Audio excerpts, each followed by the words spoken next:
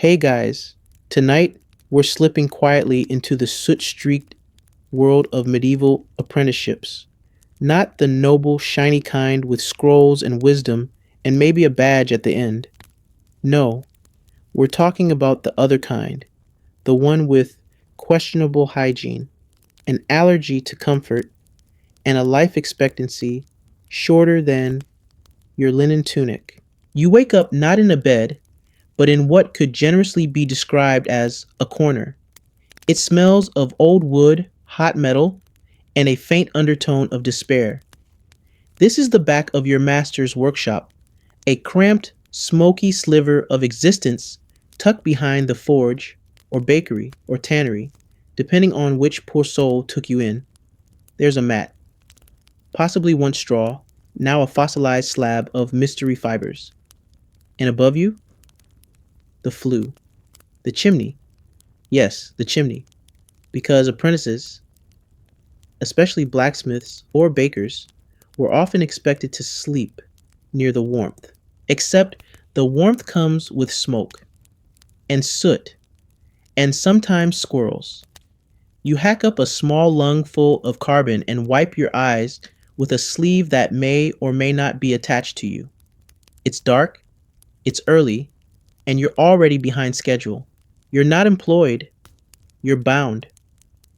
Quite literally. Apprenticeships were contracts of servitude, often for 7 to 10 years.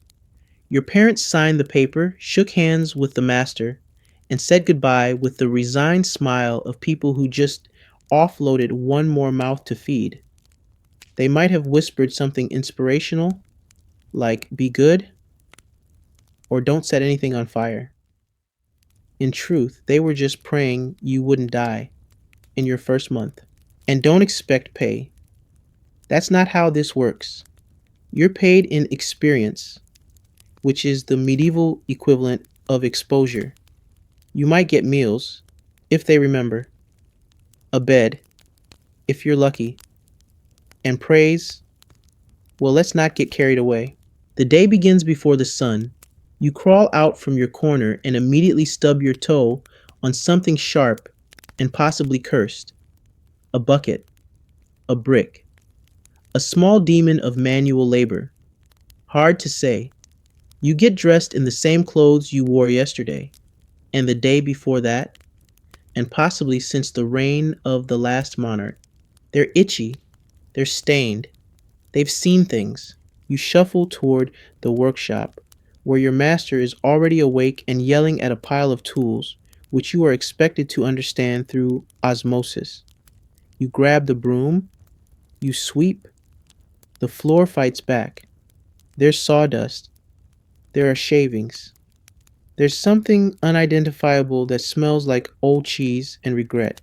Now, you're not just here to sweep, you're here to learn the trade, which sounds great in theory, but in practice means carrying buckets, fetching tongs, stoking fires, and absorbing centuries of bitterness from a man who hasn't smiled since the Crusades. They say apprenticeship is an honor, a privilege, but you're starting to suspect it's just free labor wrapped in mythology. The myth goes like this: you are chosen.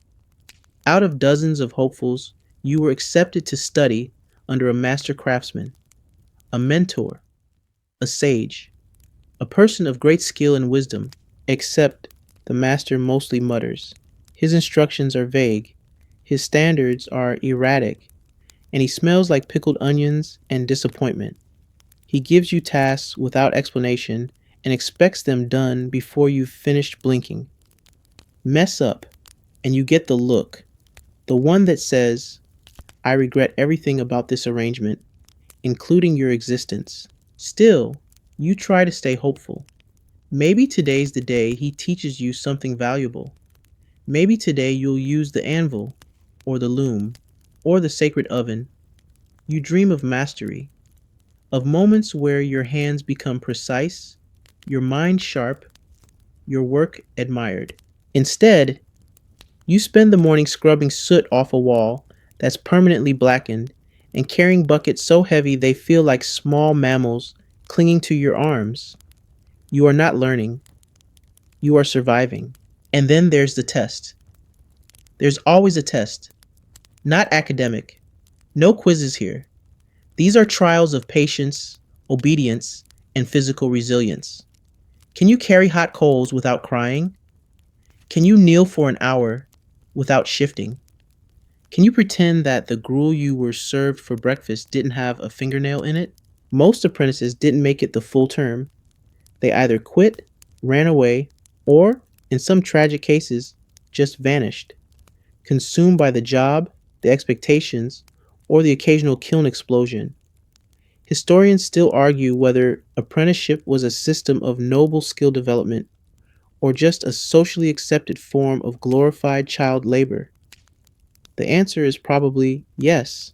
You finish the day with blisters in places you didn't know had nerve endings. You fall asleep clutching your knees, which are cramping from both overuse and underfed calcium stores.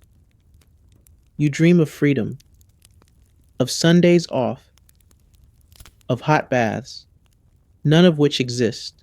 And just as you begin to drift into the sort of sleep that might count as rest, your master yells from the next room, "Oi, don't forget to scrub the floor again. Looks like a goat gave birth on it." You groan, roll over, and wonder, not for the first time, if anyone's ever faked their own death using just soot and a loaf of stale bread. You're still half asleep, knuckles scraped and knees full of yesterday, when the door creaks open and in steps your master, beard twitching, eyes already judging. "Today's the big day," he says. "You're going to take the oath." Not the fun kind of oath, like swearing loyalty to a dragon slaying guild or joining the secret ranks of wizardly scribes. No, this is the apprenticeship oath, equal parts ceremony, superstition, and contractual entrapment. And it's happening in the back room of a dusty guild hall that smells faintly of moldy parchment, boiled meat, and what can only be described as the ghost of damp wool. You're brought before a half circle of old men in mismatched robes and fur trimmed hats that once had grandeur and now mostly have fleas.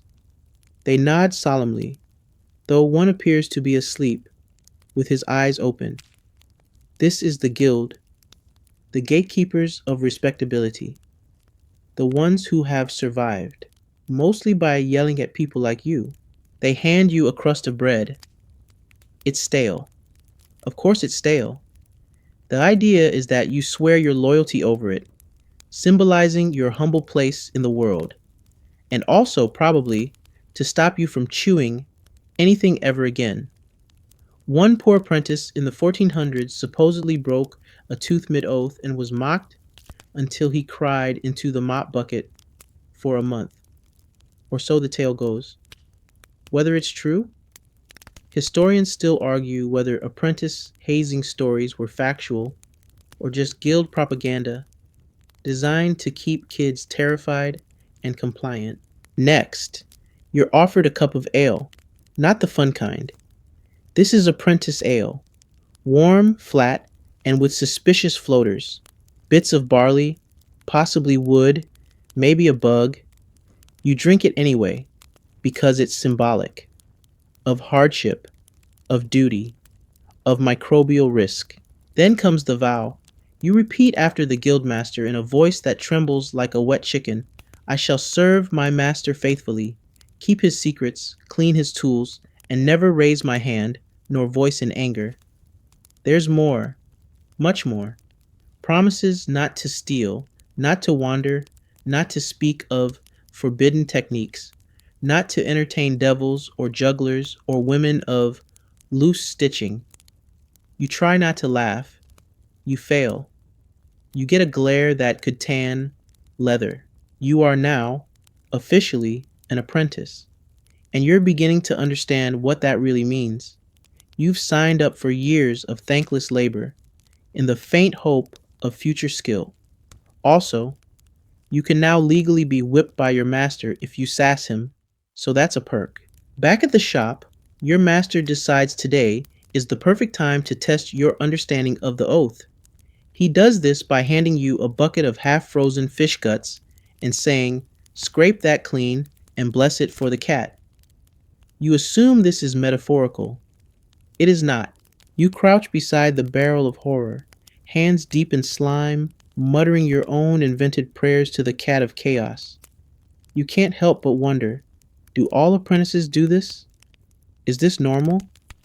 Did Leonardo da Vinci start by scrubbing eel scales off stone floors and whispering sweet nothings to rodents? Turns out, maybe yes. In many trades, apprentices began at the absolute bottom, the very bottom, below the bottom. If the trade had a sewer, that's where you'd be. The idea was to build discipline, to weed out the weak, or, as one very cheerful manuscript put it, to humble the spirit lest it rise too early in pride. In fact, many believed apprentices needed to be spiritually purified through hardship. One London guild in the 1500s required apprentices to fast every third Wednesday to cleanse the soul of arrogance. Another in Ghent insisted on mental reflection while sweeping as a means to align with the rhythm of divine labor.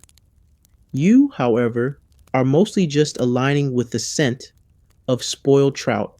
As the day drags on, you're instructed to memorize the shop prayers. Yes, prayers. Every time you light the forge, you mutter a chant.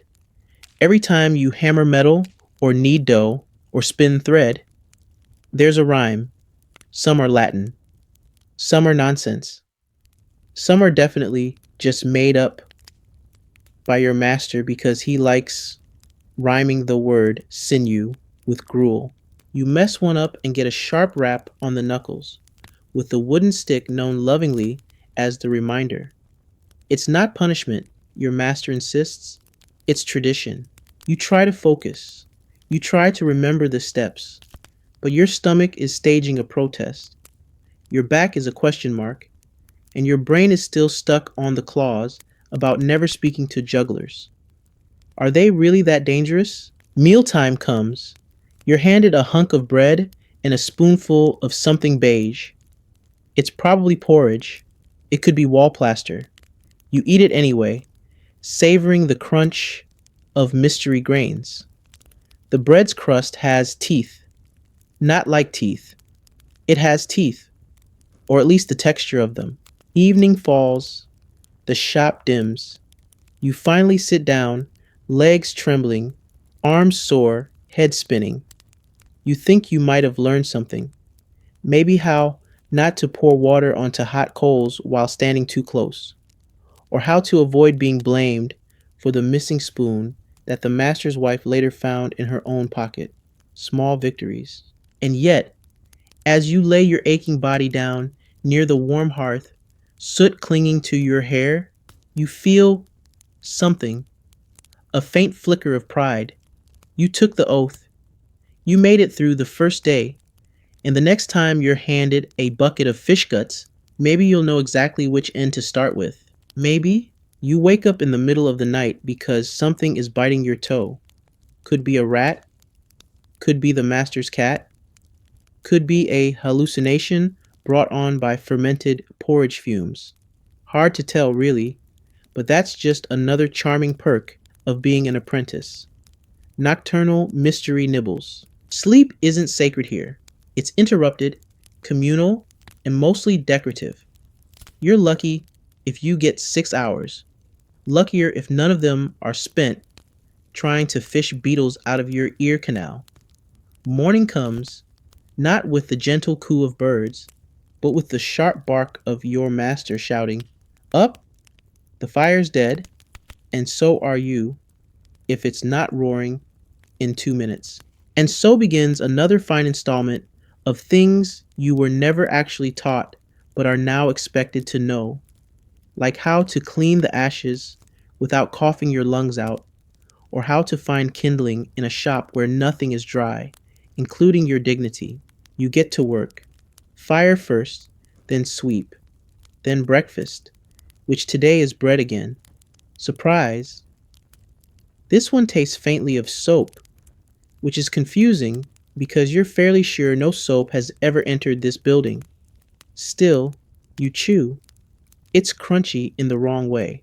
Your master grumbles into his beard and disappears into the back room, where he's probably either inventing new curse words or napping while pretending to do paperwork. You look around, alone, quiet, just you, a pile of tools, and a vague sense of dread. This could be your chance to sneak in a little practice. Maybe hammer a bit, stir the vat, touch the sacred chisel. You hesitate. This is where the myth kicks in. The master is all knowing. Apprentices everywhere believe that their master, no matter how grizzled or narcoleptic, possesses a sixth sense for disobedience. Rumors say one apprentice once just looked at the bronze mold without permission, and the master appeared through a wall, yelling, so you freeze. You stare at the tools. You slowly sweep around them, pretending to clean while not touching anything sacred. Because even though you suspect your master can't remember your name half the time, you also believe he has the mystical ability to detect your intentions across solid stone. This paranoia isn't entirely irrational. Medieval guild culture was drenched in secrecy and suspicion. Masters were not required to explain things clearly. In fact, the idea was you learn by watching, which sounds poetic until you realize most of what you're watching is your master angrily drinking from a mug and muttering about taxes. Learning by watching would be fine if anything were labeled, if steps were explained, or if you weren't constantly getting elbowed out of the way by journeymen with twice the attitude and half the hygiene. So instead, you become an expert in peripheral observation. You learn to guess which tools are fine to touch and which are instant death. You recognize the signs of an impending lecture, the eye twitch, the mug slam, the sharp inhale that sounds like a teapot about to explode. You start to notice patterns. When your master hums, he's in a good mood. When he starts singing, something's about to catch fire. When he's silent for too long, he's either asleep, plotting, or has just realized you messed something up and is deciding how dramatic to make the punishment. This is the daily performance of apprenticeship, trying to learn without asking too many questions, trying to help without being noticed, trying to exist in a shop full of dangerous tools and unpredictable humans without becoming a human-shaped scorch mark on the floor. But still, you persist. You watch, you memorize, you mimic. You start to guess correctly which end of the tool does what. You even manage to light the forge without summoning an accidental fire demon, a nickname for your master's wife when she finds the firewood's been used to prop up a broken stool. At one point in the day, your master nods at you, just once. No smile, no words, just a tiny upward movement of the chin. It might have been a tick or a warning, but you choose to believe it was approval. This is how low the bar is now. Later, as you struggle to carry a bucket of resin that seems to weigh as much as a small cow, you hear the journeyman whisper, "Don't spill it. Last apprentice who did, well, let's just say they're still scraping him off the ceiling." He winks. He always winks. It's never comforting. You deliver the bucket intact. That's a win. Your reward? A splinter under your fingernail and a bowl of reheated onion gruel. It's somehow both hot and cold. You don't ask how. You just eat. By evening, your hands are raw, your back a tangled knot, and your eyelids flutter like they've forgotten how to stay up. But something is different. Today, you weren't just the background character in your own life. Today, you almost used a tool. You carried the bucket. You got a nod. And in this world, that's practically a standing ovation. You curl back into your little corner, soot in your hair, and pride in your chest. You know it won't last. Tomorrow, you'll probably spill something, drop something, or be blamed for a loud bang that turns out to be the master breaking wind into a copper pot. But for now, you sleep, because even if no one else notices, you know. Today, you didn't just survive. You watched. You learned. You lived another day in the secretive, unspoken, mostly made up theater of medieval skill building. You wake up choking. Again. This time, it's not a rat or a cursed dream about overflowing chamber pots. No, this time it's smoke. Not the metaphorical kind.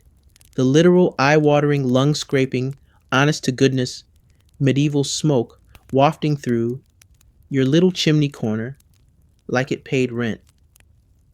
The forge fire's acting up again. Or the master has decided that ventilation is a luxury best left to the future. Coughing, you crawl out of your bed sack like a crusty snail. Your limbs ache. Your hair smells like firewood and soup that lost the will to live.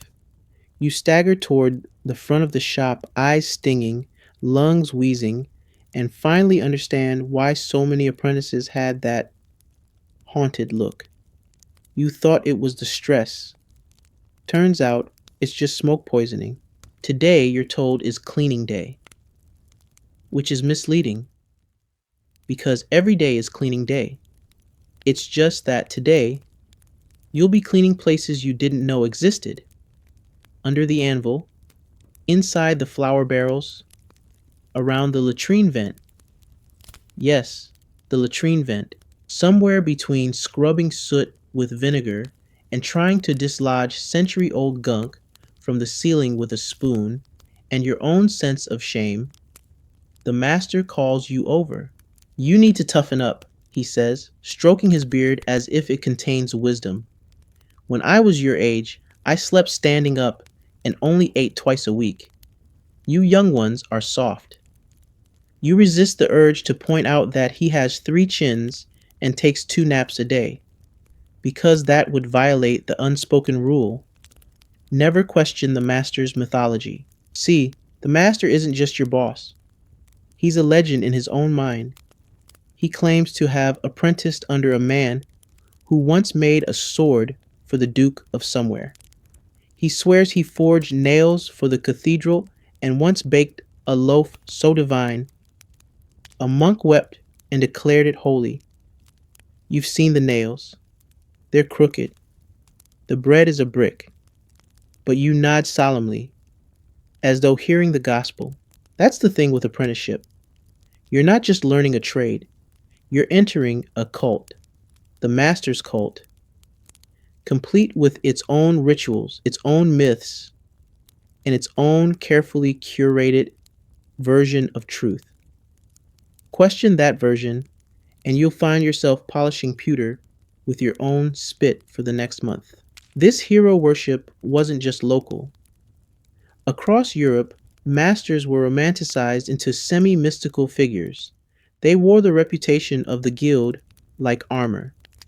In towns like Bruges and Florence, some masters even claimed divine favor, that their tools never dulled, that their bread always rose, that their ink never smudged. Historians still argue whether these legends were exaggerated, misunderstood, or just plain fabricated over too many tankards of ale. Your master definitely leans into it. He keeps an old boot nailed to the wall and tells anyone who'll listen that it belonged to a soldier who once saved his life. The journeyman says he found it in a ditch behind the shop. But it doesn't matter. The story stands. And in this world, story beats fact every time. Midday arrives, and you're handed a new job, maintaining the bellows. The bellows are large, temperamental, and oddly moist. You're told to keep them pumping smoothly, which would be easier if they didn't creak like a dying goose and spit soot like a dragon with bronchitis.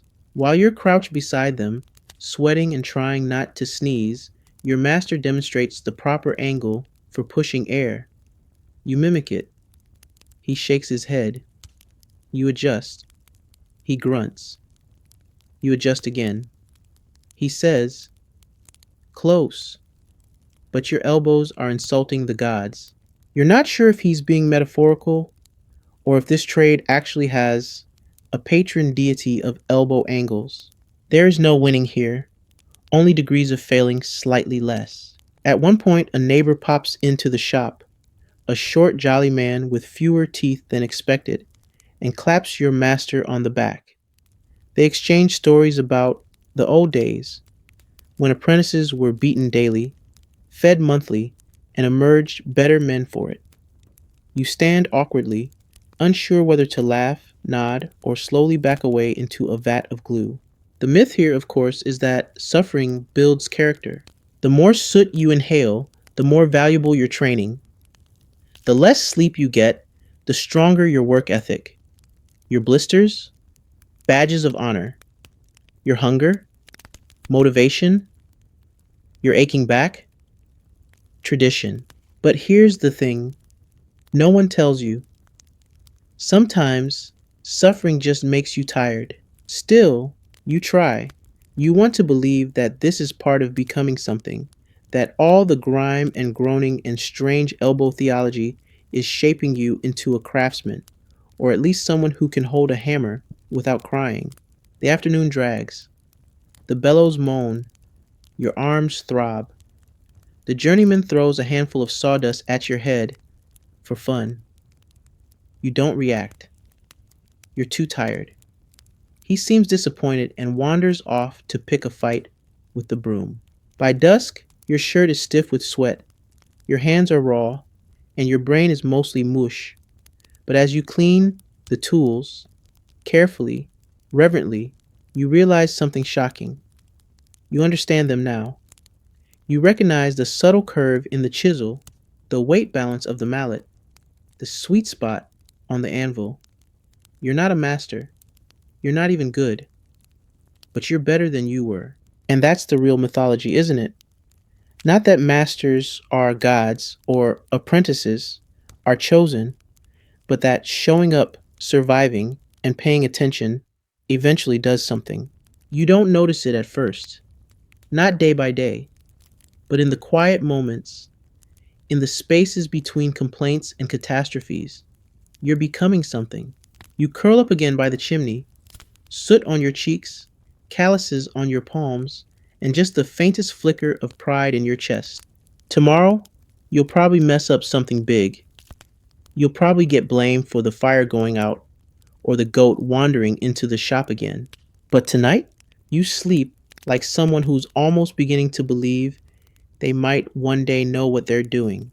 The morning begins, as it often does, with you being yelled at for something you haven't done yet. You let the cat eat the wax again.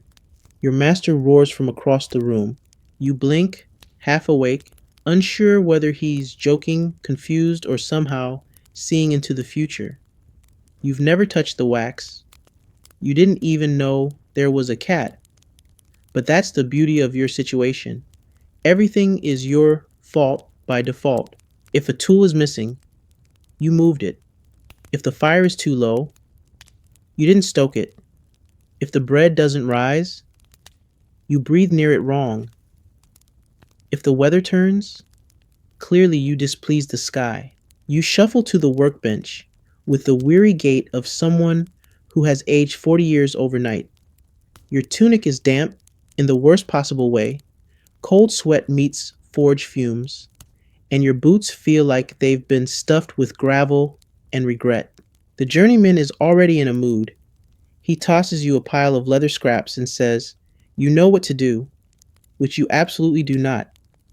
So you nod like you do, then retreat into a corner to stare at them until inspiration or divine intervention strikes. The workshop is chaos today. There's a new client, someone allegedly important, who needs a rush order. A belt?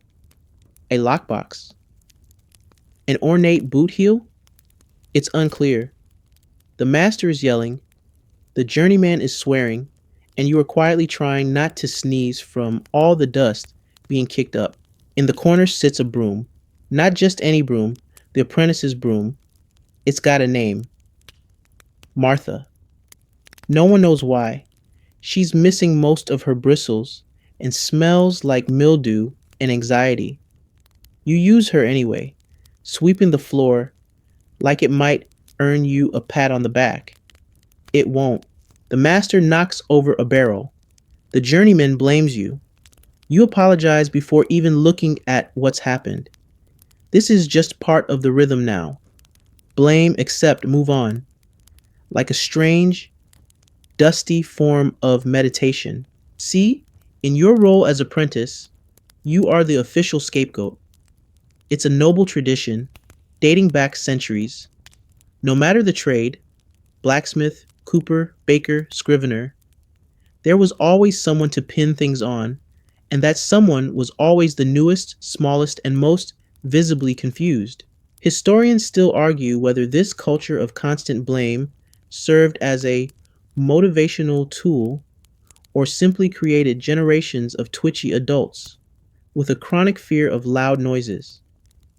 Probably both. The logic was simple. If something went wrong, it was never the master's fault. If the journeyman made a mistake, it was clearly because you distracted him with your face.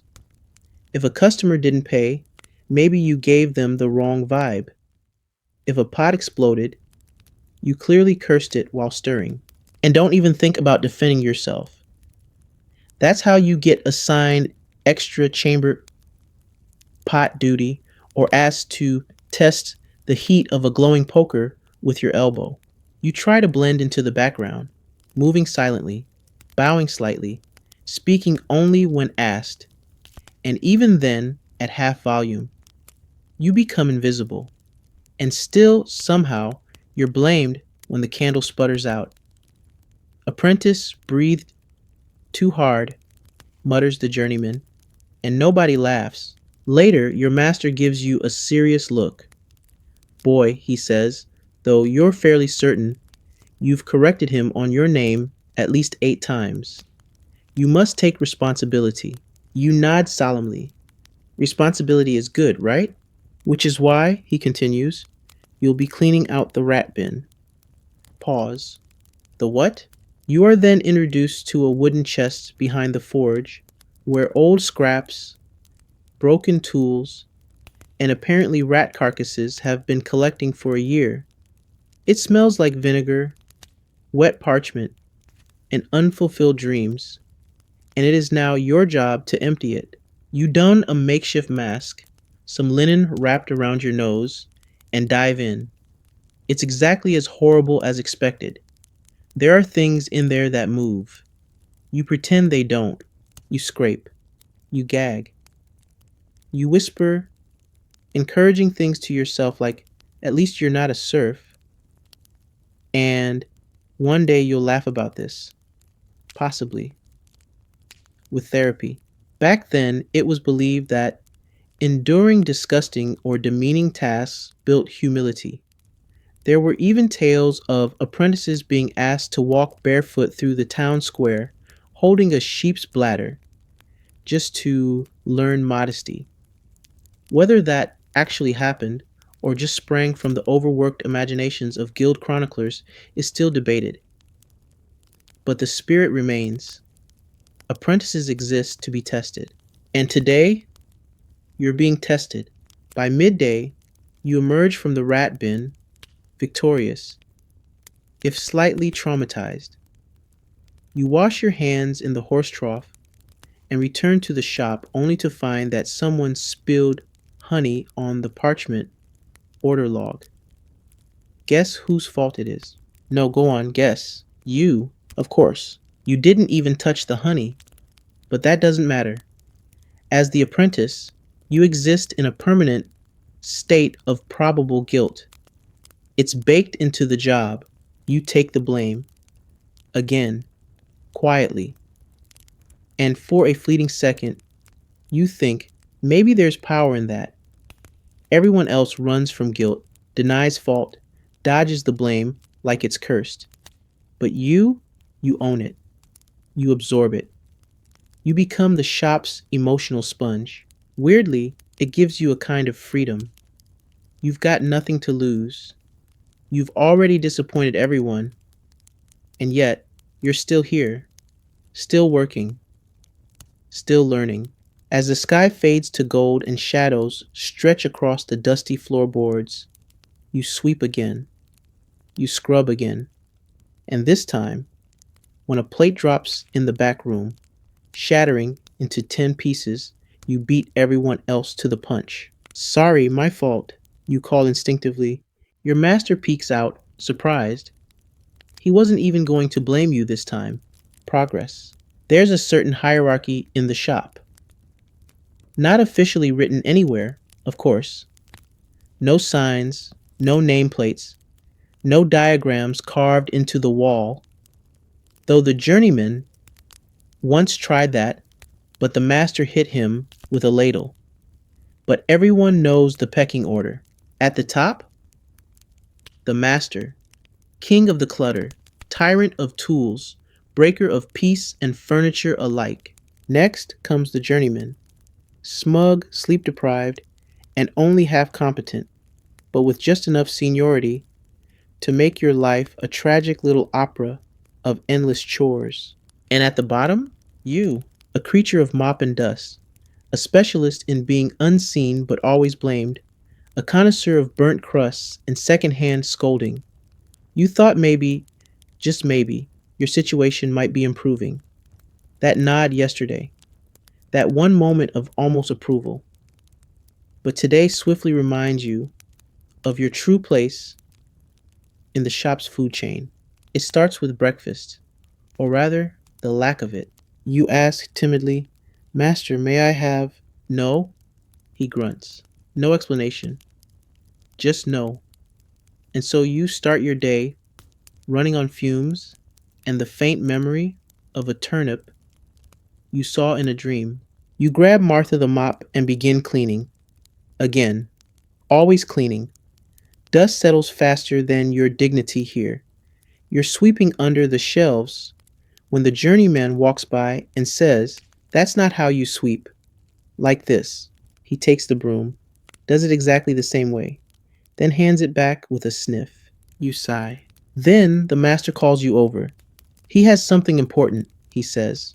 Something instructional. You brace yourself. He hands you a parchment scroll. On it, a list of rules. For you. In handwriting so scratchy, it looks like it was penned by a particularly irritable goose. The list includes things like no whistling, no sneezing during important measurements, no speaking unless directly addressed, and even then, only if the moon is in a favorable position. And perhaps, most baffling, no expressive eyebrows. You blink, slowly, carefully, emotionlessly. Apparently, one apprentice years ago had insubordinate eyebrows, and the tradition stuck.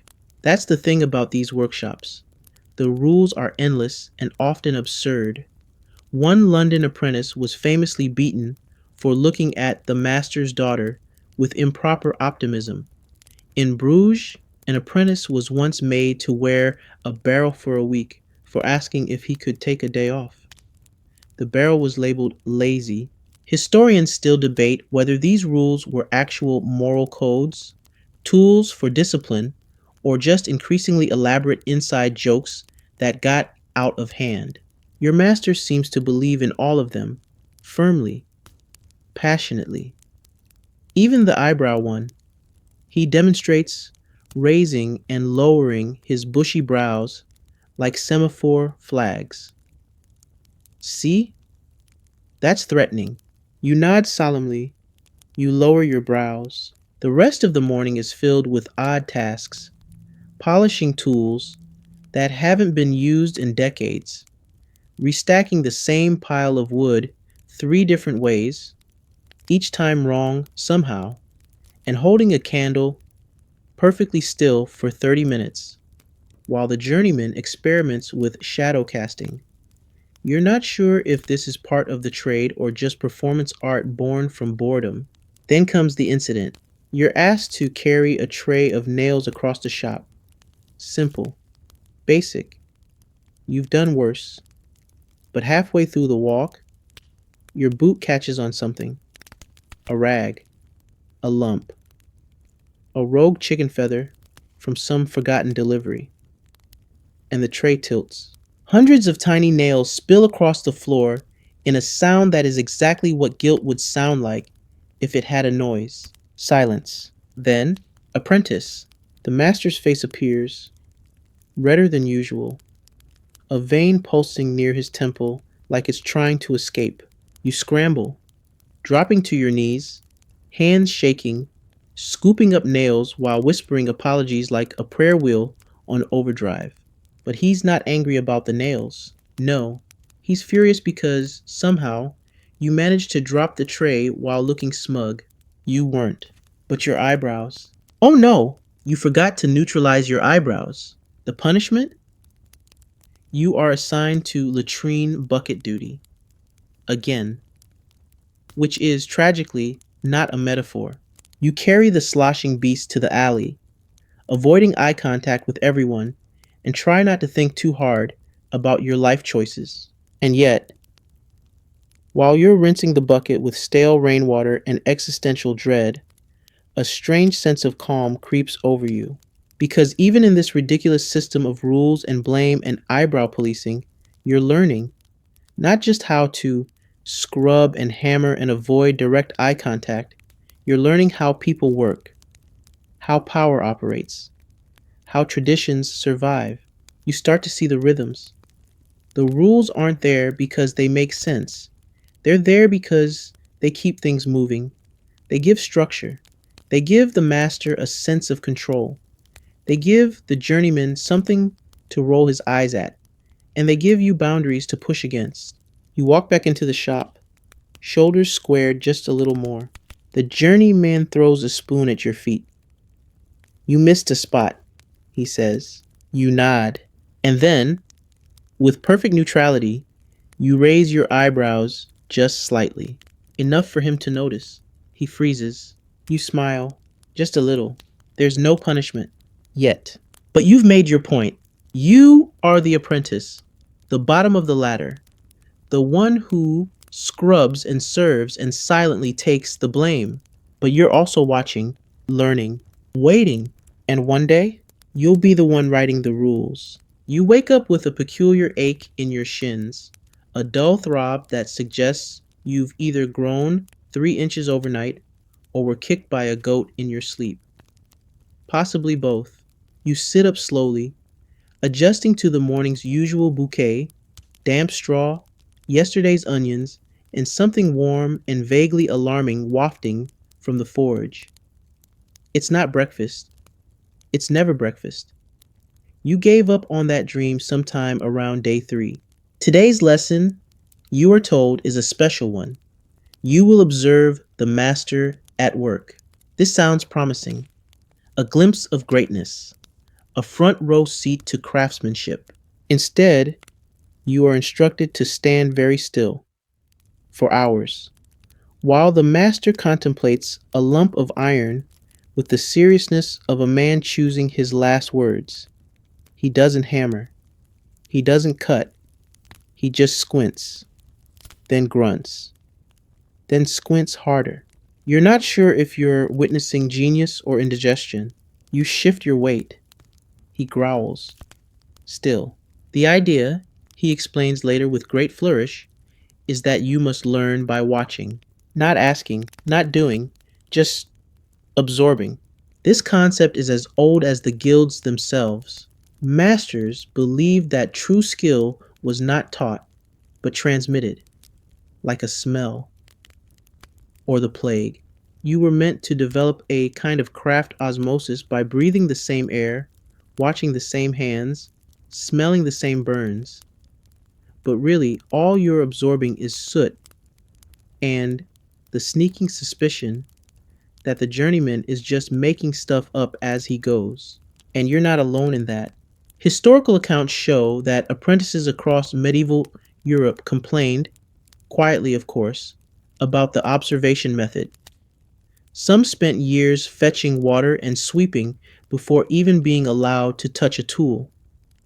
One Parisian boy reportedly spent 27 months observing the inside of a flour sack. Historians still argue whether this was an intentional discipline tactic or just masters being gloriously lazy. In your case, you've been watching the master stare at the same piece of metal for what feels like a decade. You begin to wonder if he's fallen asleep with his eyes open. You lean in, he slaps your hand away.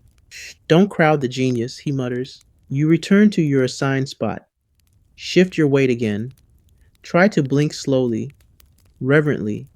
Try to look like you're understanding the forge's soul. The journeyman walks past and mutters, "Welcome to the great art of doing nothing while pretending it's everything." You chuckle. He does not. Later, the master finally moves. He picks up a hammer. You hold your breath. This is it. The moment. The demonstration. He sneezes, drops the hammer on his foot, and yells at you. For distracting him with your breathing, you apologize. For existing, again.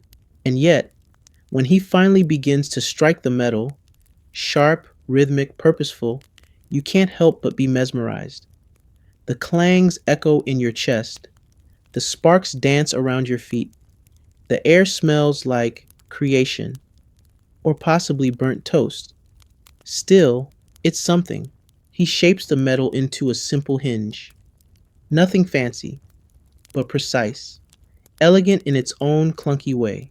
You study his hands, the angle, the pressure, the timing. He doesn't explain. He doesn't need to. For the first time, you actually see the process. Not just the noise, but the logic inside it. You catch the journeyman watching you. He nods, just once. Approval? Solidarity? Indigestion? It's hard to say. And just like that, the moment's gone. The master drops the hinge in water with a hiss, wipes his brow, and announces he's done for the day. It's barely noon. You're left to clean up. Because, of course, still, your fingers twitch. Your brain replays every swing, every spark. You want to try. Just once. Just to see. But the tools are off limits. Always. Like the sacred relics of an angry cult. You sigh, pick up Martha the mop, and resume your daily worship of the dusty floor. Later that night, while everyone's asleep, or pretending to be, you sneak back into the shop. The forge is cold. The tools are tucked in, glinting in the moonlight like sleeping animals. You approach slowly, choose the hammer he used.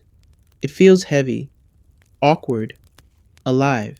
You pick up a scrap of metal, place it on the anvil, raise the hammer, and then a creak behind you. The master stands in the doorway, wrapped in a blanket, holding a candle like a judgmental ghost. You freeze. He stares. Then, after a moment that lasts a lifetime, he grunts. Wrong hammer. He turns, walks back to bed. You don't sleep that night. But you do learn something. Sometimes even silence teaches. By the next morning, you're running on about 47 minutes of sleep and a questionable handful of barley you found in a forgotten corner. It's not exactly the breakfast of champions, but at least it doesn't bite back. Unlike the journeyman's mood today. He throws a damp rag at your face as you walk in. You're on errand duty. Errands? The medieval version of Amazon Prime, but slower, sweatier, and with an 80% chance of being mugged by a goose. You are handed a list that includes one spool of blue dyed thread, but not too blue, A sack of nails, but not the bent ones this time. A polite reminder to the tanner about last month's goat hide, meaning yell at him, and for some reason, a cabbage with authority. You're still trying to decode that last one as you head into the streets, satchel bouncing against your side and shoes flapping with every tired step. Being an apprentice, it turns out, isn't confined to the workshop. You are also a mobile messenger, negotiator, delivery mule, debt collector, and sometimes impromptu goat wrangler. The outside world does not see you as a student of the craft. It sees you as a boy with calluses and zero status. The first stop is the blacksmith's apprentice, a girl named Elsie, who gives you the thread and a look that says, I too have seen things. You chat briefly about soot, about burns, about the time she accidentally welded her sleeve to a horseshoe. You laugh, quietly, like rebels. Then it's off to the tannery. You were hoping to avoid this. The tannery is a full body experience. The smell hits you 2 streets away. It's like death, vinegar, and a goat giving up on life. You steel yourself and walk in, waving away flies and possibly spirits of disrespected cows. The tanner sees you and instantly scowls. Tell your master he'll get his hide when I get my money. You smile weakly and deliver the polite reminder. He throws a ladle at your feet. Progress. On the way out, a boy tries to sell you a pigeon. You consider it, not as a pet, but as a messenger. You could tie a note to its leg. Help. Apprentice. Send food or shoes. But the pigeon looks at you like it's already seen your soul and judged it unworthy. You pass. By the time you return, your boots are soaked, your tunic is stained, and you're down one cabbage, having accidentally selected the meekest one. The master holds it up like a limp sock and grumbles something about standards. But you did it. You ran the errands. You navigated the streets, bartered with vendors, avoided the town drunk who thinks you're his long-lost nephew, and returned mostly intact. This too is part of the learning, because in these shops, survival is a skill. You're learning how to talk without offending, how to ask without begging, how to run without tripping over chickens, how to look just busy enough not to get given another task. There's an old apprentice saying, possibly invented just now, that goes, the first year you learn to carry, the second year you learn to endure, the third year you learn to disappear. And right now, you're very close to vanishing entirely.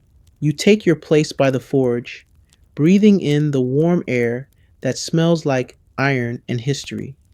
You begin to help the journeyman sort nails. Again, always nails. Your fingers are a map of tiny punctures. You suspect you're slowly transforming into a hedgehog. At one point, you catch yourself humming. Not a song, just a rhythm. The same rhythm your master uses when he hammers. The same beat the journeyman grunts to when he sharpens a blade. The same internal metronome that now plays behind your eyes, even when you sleep. It's not just noise, it's pattern. You're learning, you realize, without even knowing you're learning. Historians often point out that apprentices absorb more than technique. They absorb culture, the unspoken language of a trade, the posture of precision, the pause before the pour, the way you hold a chisel like it's alive, the way you speak to a flame like it's listening. And then, just as you're having this almost spiritual revelation, the journeyman slaps you with a glove. You're drifting, he says. You blink. You nod. You resume sorting nails. Still, something feels different now. You're not just an errand boy, not just a mop wielder, not just a scapegoat for all things vaguely broken. You're becoming part of it. Not welcome exactly, but familiar. Like an old stool that no one sits on, but no one throws away either. That night, you crawl into your chimney corner, legs sore, head full, eyes half closed. And for the first time in weeks, you dream not of escape, but of your own forge. You wake up before the master does. This never happens. For a moment, you lie perfectly still, wondering if it's a trap. Maybe the master is standing just out of sight, arms crossed, waiting to see if you'll dawdle, yawn, or, heaven forbid, look pleased with yourself. But the silence stretches on. No barking orders, no sarcastic coughs, no thrown shoes. So you do the unthinkable. You get up and start the fire without being asked. It catches on the third strike. A little uneven, but the flame takes, curling into the air like it approves of your initiative. You stoke it gently, whispering to the embers the way you've heard the journeyman do when he thinks no one's listening. You sweep next. Not dramatically, not for show, just because the floor is actually disgusting. You organize the tools. You light the side candles. You even fold the rag pile, which no one's ever folded in the history of folding. When the master finally appears, hair wild, eyes squinting, robes tangled, like he wrestled a curtain and lost, he stops, looks around, sniffs the air, then grunts, something's wrong. He paces the shop once, twice, stares at you suspiciously, then at the fire, then back at you. You feeling ill? He asks. You shake your head. You steal something? Another shake. He huffs, mumbles something about worrying signs, and shuffles off to the back room. And that weirdly is a win, because here's what they never tell you. Once you stop being terrible at everything, the master gets nervous. Not pleased, not proud, nervous. Because if you're good, it means you might start thinking. You might realize your value. You might one day leave. Or worse, start your own shop. This anxiety is woven into apprenticeship culture. Masters across history were often reluctant to teach too much too quickly. Not because they were cruel, though let's be honest, some absolutely were, but because they lived in fear of creating a rival. One medieval statute even prohibited apprentices from opening a shop within 7 miles of their masters for 7 years. 7 miles. That's practically the next continent back then. Historians still debate whether this fear was rational or just a symptom of middle-aged men with trust issues and too many hammers. But the master isn't the only one noticing. Later, the journeyman watches as you carve a straight groove with the awl on the first try. He says nothing, but he raises one eyebrow. Just one. A signal of respect or suspicion or gas. Either way, it's new. Then comes the test. The master calls you over. You'll be handling the customer, he says, as if he just asked you to juggle flaming geese. Don't ruin it. The customer is a wool merchant, pale, twitchy, draped in half a sheep and all of his opinions. He wants a box. Simple design, 2 hinges, lockable, no unnecessary flair. You nod, sketch it out, repeat the details back. Your voice shakes a little, but you get through it. The merchant sighs but nods. You quote a price. The master coughs from the corner, loudly, but says nothing. Transaction complete. The merchant leaves. You exhale for the first time in several minutes. And your master says nothing. Not a complaint. Not a slap. Just silence. You'll take it. The rest of the day is a blur. You help with the box lid, fit the hinges, even polish the latch. The journeyman hands you tools without snorting. The master grunts less than usual. You are, somehow, part of the rhythm now. But don't get cocky, because during lunch, a dry crust and a cup of ale that tastes like betrayal, you overhear the master mutter, "Still too green to trust with gold leaf."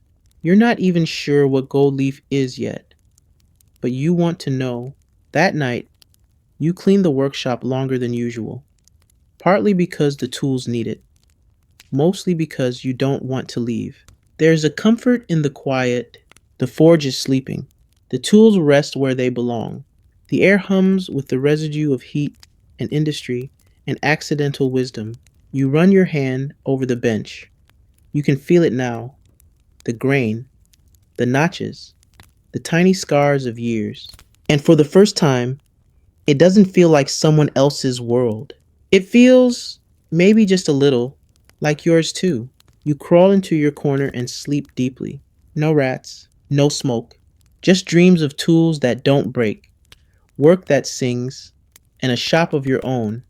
Someday, where maybe, just maybe, you'll let the apprentice keep their eyebrows. The rooster crows before dawn, as if taunting you for ever believing you'd get 8 hours of sleep. You groan, sit up, and immediately regret both decisions. Your spine sounds like a poorly made xylophone, and your left knee feels like it's been swapped with a bag of wet rice. But today feels different. The master hasn't appeared yet. The journeyman is snoring loudly in the rafters. Don't ask. And the workshop is yours. Quiet, still, preposterously dusty, but yours. You make the fire. Not out of obligation this time, just because you can. You whistle softly, forgetting, for a moment, the no whistling before sunrise rule, until the embers snap loudly in protest. Message received. You look at the tools lined up on the wall, so many you still don't know by name. You give them all nicknames. There's Crunchy, the crooked mallet, Agnes, the tired awl, and Kevin, the chisel with commitment issues. Then you spot it, the forbidden drawer. Every apprentice knows it. The one drawer that squeaks too loudly. That's slightly shinier than the others. That contains, you suspect, the secrets. You've never dared open it. Not because it's locked, but because the journeyman once said, "Open that, and the master will melt your kneecaps." But today your curiosity wins. You slide it open, slowly. It doesn't squeak. It whispers, a soft groan like a warning sigh. Inside, papers, sketches, old contracts, letters in spidery handwriting, and a tiny curved knife with a handle so smooth it could have been kissed into shape. You stare.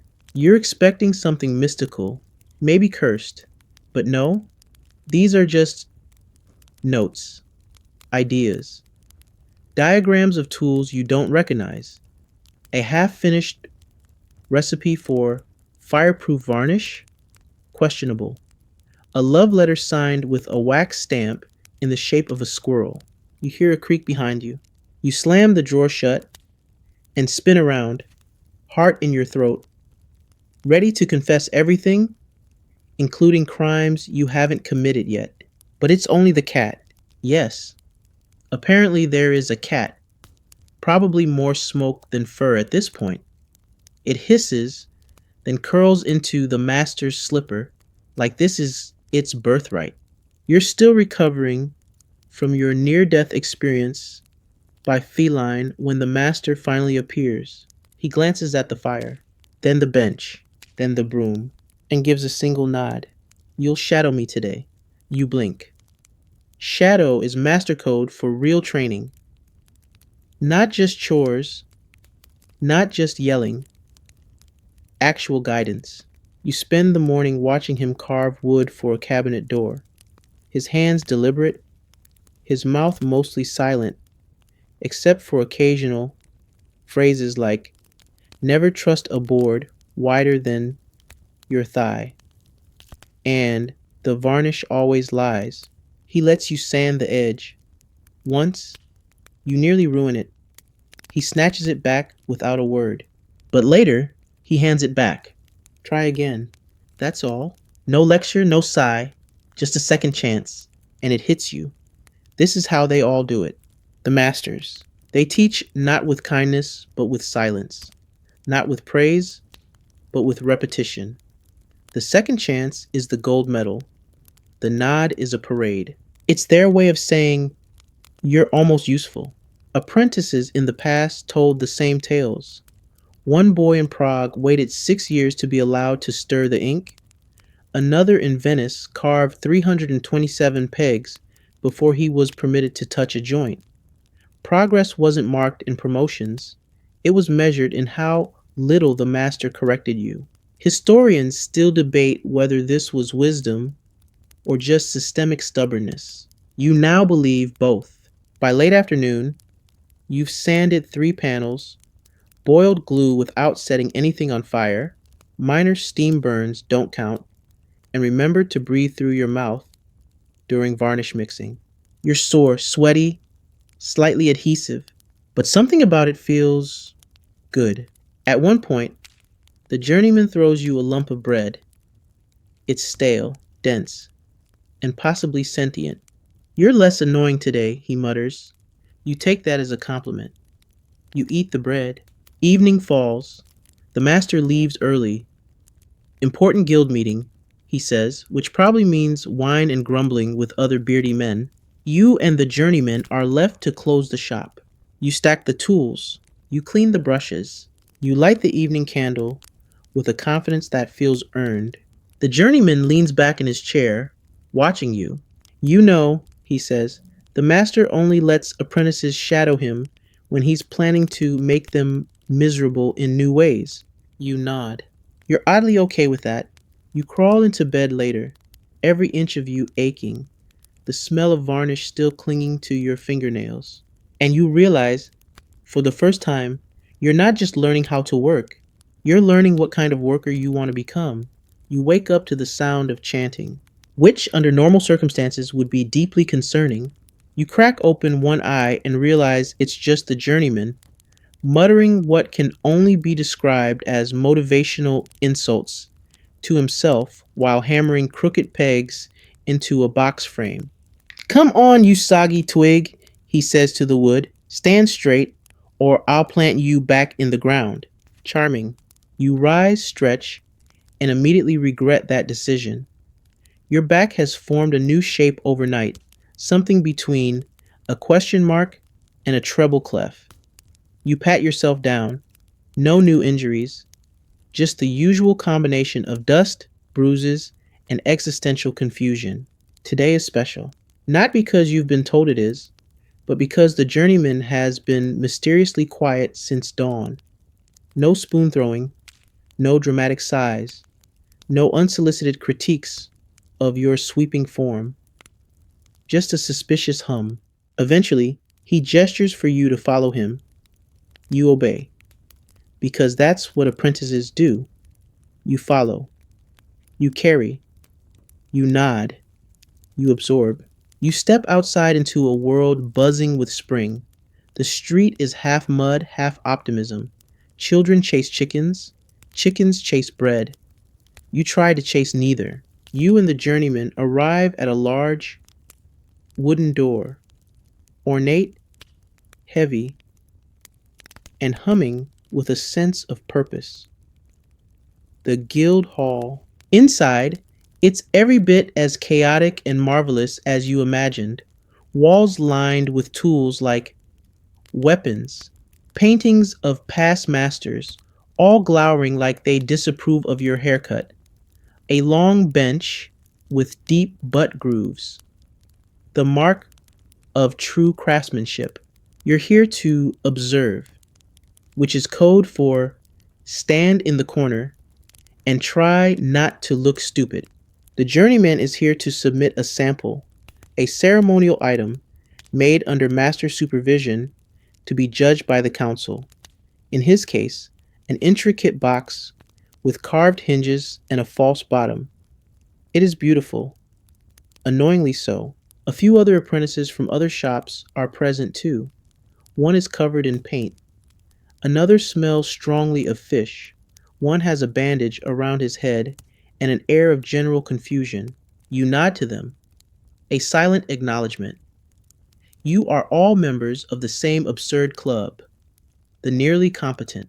The guild elders, three men, one woman, and one very angry looking parrot, gather for inspection. They examine the box, tap it, sniff it, whisper about it. One even bites it, for reasons unknown. Historians still argue whether biting was part of any official craft examination process, or simply the eccentric habit of one particularly hungry inspector in 1347. Either way, the box passes. The journeyman is praised, with 5 grunts and a shrug of approval. On the way out, he turns to you and says, "Your turn will come," which, in journeyman speak, is the equivalent of handing you a crown and 3 goats. Back at the shop, the master is in rare form. He's pacing, mumbling, holding up 2 nearly identical chairs and asking which one has more anguish in its grain. You choose the left one. He nods solemnly, then throws both chairs into the alley. Art, apparently. He then announces that you will be helping him with the commission. No further details, just the commission. Capital C. Turns out it's a chest. Large, heavy, beautifully cursed by complexity. It needs to hold linens, survive sea travel, and look impressive enough to frighten lesser chests into self-disassembly. You spend hours helping select the wood, not just for strength, but for personality. Yes, personality. The master talks to the boards like an overworked therapist. You're too brittle. You? You've got secrets. You? You're trying too hard. You carry planks. You sand. You boil glue. You do all the tiny things that don't seem important. Until they are. By evening, your hands are numb. Your eyebrows are glued. Your brain is leaking out your ears in the form of sawdust. But the chest is taking shape. And for the first time, you're allowed to sign your initials on the inside panel. Tiny, hidden, but there. Yours, a mark of progress. Across Europe, this was the tradition. Once an apprentice contributed something worthy, they could sign, usually in a hidden place. A flourish inside a lid. A symbol on the back of a drawer. A private echo saying, "I was here." It wasn't for fame, it was for self. A whisper of identity in a world where apprentices were usually as nameless as dust. Later that night, back in your corner, you trace the motion of the carving with your finger. Not the whole alphabet yet, but enough. You're not the same apprentice who scrubbed floors and feared spoons. You've learned to watch, to listen, to anticipate. And now, you're learning to leave marks of your own. Rain, again. Not the dramatic kind, with thunder and romantic peril, but the miserable drizzle that leaks through the roof and into your socks like it's got a personal vendetta. You step carefully, avoiding the puddle that always forms just inside the doorway, the one no one ever fixes, because it's now considered part of the shop's character. The journeyman is already up, muttering about warped wood and moisture betrayal. He's cradling a plank like it insulted his mother. You nod solemnly in solidarity. You've learned by now, sometimes it's best not to ask questions before breakfast, especially when breakfast is half a turnip and a mug of something that might once have been beer. Today's task is finishing the infamous chest, the big commission. It needs polish. It needs hardware. It needs dignity. You provide 2 of the 3. You're entrusted with affixing the brass corners, a job that requires precision, patience, and absolutely no sneezing. So naturally, 5 minutes in, you sneeze. Loudly. 3 times. The master appears instantly, like a sneeze-activated spirit. He stares. You stare back. He leaves, muttering about cursed apprentices and pollen conspiracies. You resume. Despite everything, rain, dust, the journeyman dropping a drawer on his foot, You finish your part. It's not perfect, but it works. And in this shop, that's a minor miracle. As you sand the final edge, the master begins telling a story. This alone is a red flag event. He doesn't tell stories. He growls. He dictates. He rants. But today, he narrates. He speaks of an apprentice from long ago, one who tried to leave before their 7 years were up, who packed up their tools and vanished in the night. The next day, the shop's best chisel snapped in half. The varnish turned green. The cat got shingles. The 7 year curse, he says gravely. Break the bond early, and the trade breaks you. You blink. Is he joking? You check the journeyman's face. Dead serious. Apparently, this was a real belief in some regions. The idea that apprentices were magically bound to their master for 7 full years, and any attempt to break that bond would result in bad luck, injury, or becoming a juggler.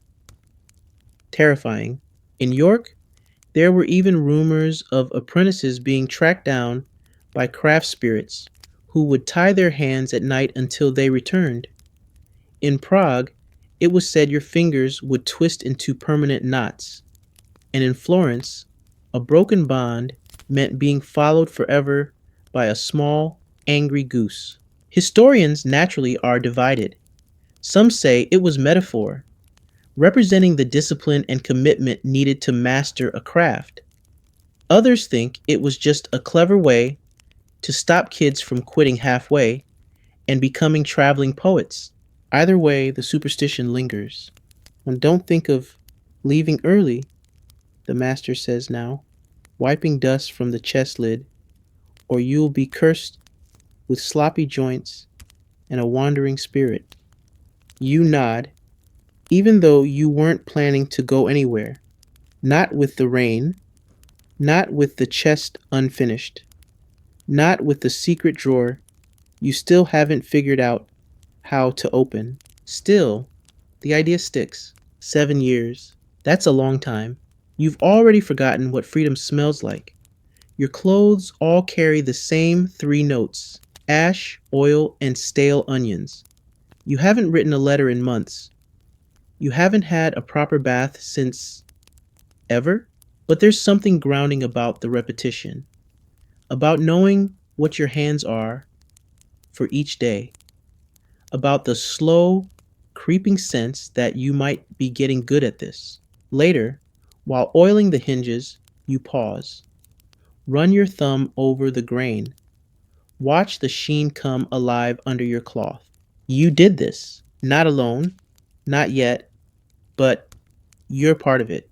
The journeyman walks by, sees your work, and says, not awful, which is basically a standing ovation.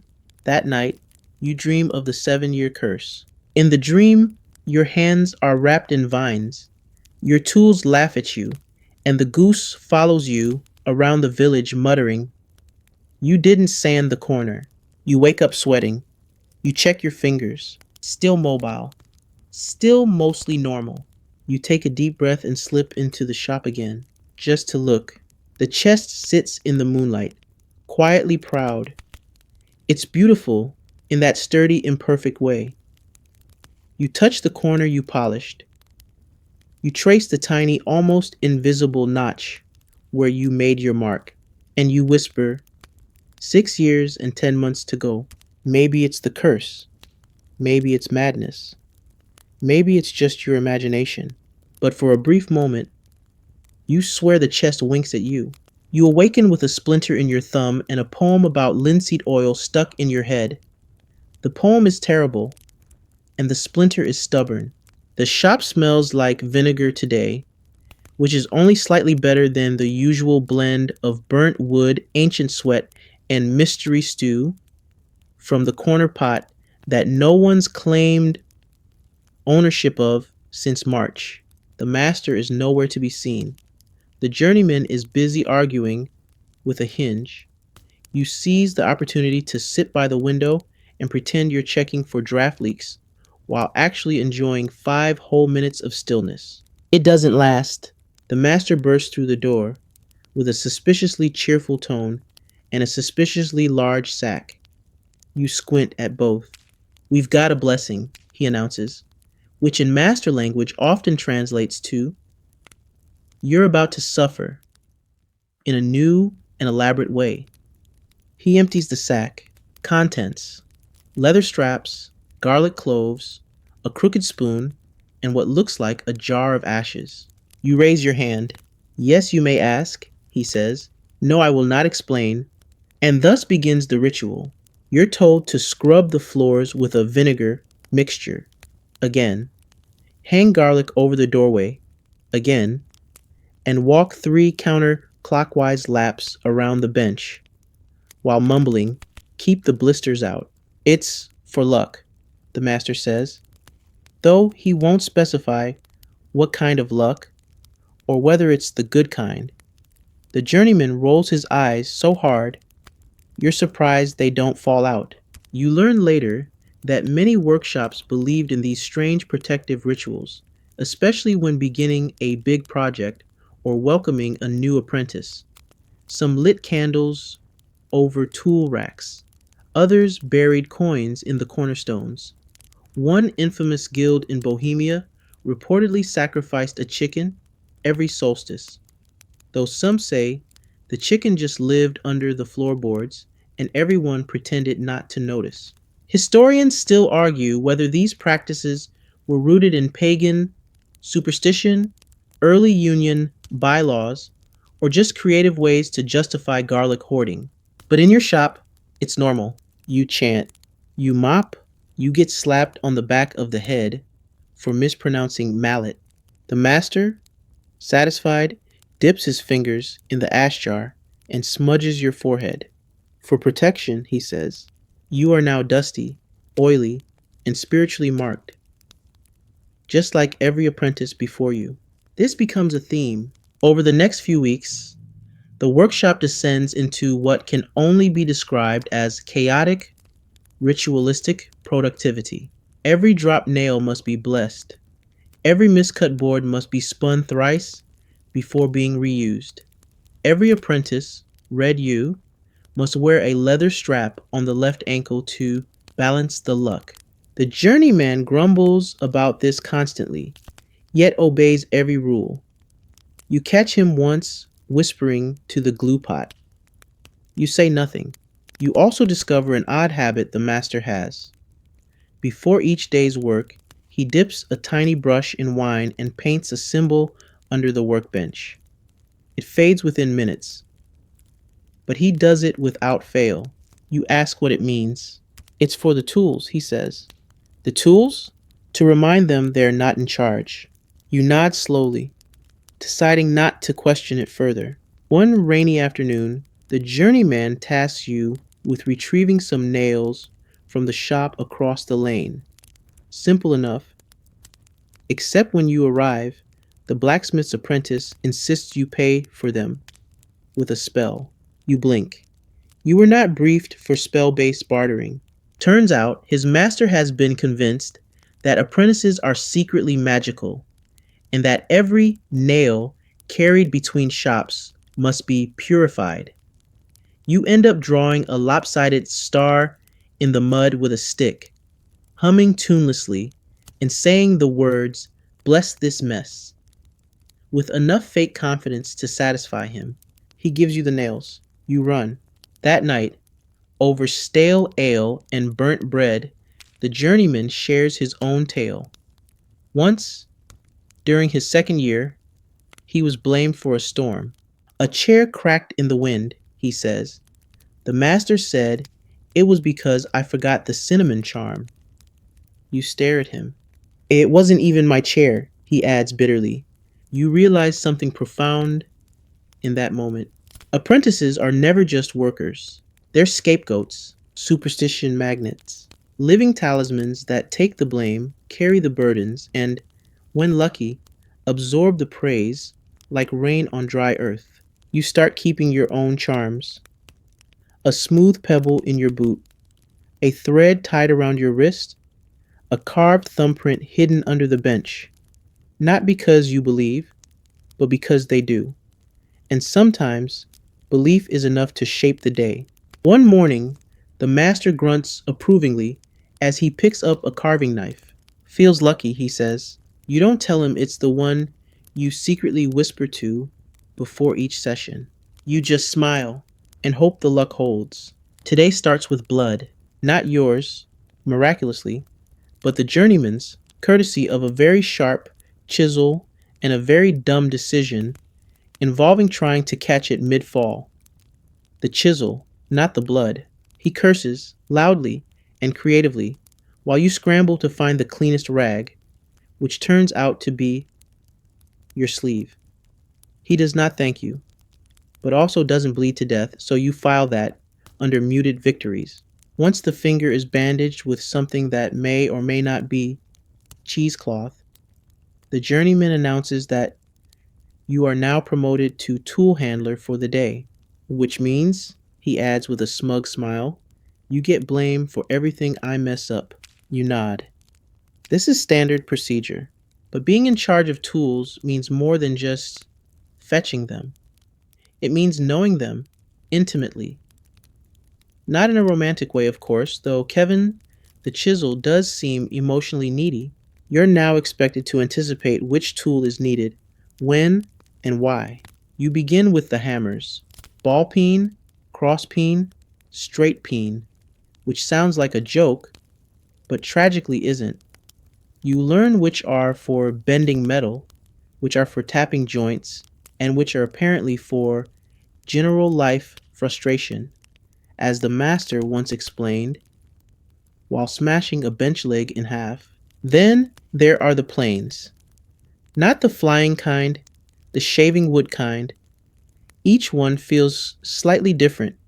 Some glide like dancers. Others chew the wood like angry beavers. You polish their blades with care, whispering small apologies for past nicks and mishandlings. You learn the rhythm of the workshop, not by clock or calendar, but by tool sequence. The day starts with hammers, swells with saws, and ends with the gentle tap tap of mallets convincing joints to fit, like coaxing sleepy children into sweaters. The master watches your tool handling closely. Not praise, not judgment, just observation. Like he's measuring your progress in the silence between grunts. Halfway through the day, he hands you a file. Edge needs softening, he says. You take it. File carefully, steadily, just like he showed you. You turn the piece, adjust the grip, file again. He nods. That's it. Just a nod. But you practically float the rest of the afternoon. You think back to that tale you heard from another apprentice, how in some German workshops, apprentices weren't allowed to touch a chisel for the first full year, not even to hand it over. They could only watch.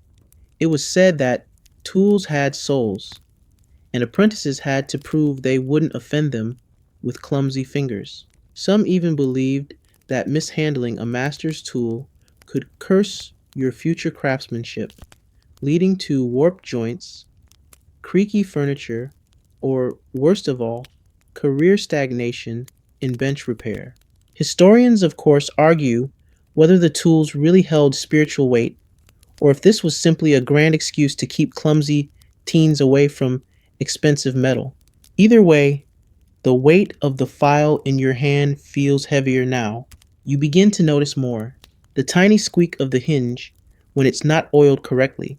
The faint vibration in a mallet that's losing its core. The way the master's favorite saw hums slightly higher than the rest. These aren't details from books. They're the quiet, inherited murmurs of the trade, passed down not by lecture, but by listening, touching, waiting. At one point, the journeyman tries to prank you by switching out two nearly identical screwdrivers. You hand him the right one anyway. He stares. Beginner's luck, he mutters. You smile, not smugly, just enough. Later, as you oil the saw handles, you wonder how many hands have held them before yours. How many apprentices in dusty centuries long gone, whispered the same soft apologies to old tools, hoping to be worthy of the craft. You don't own anything in the shop, not yet, not even your own all, but the tools are starting to trust you. One day, you'll trust yourself too.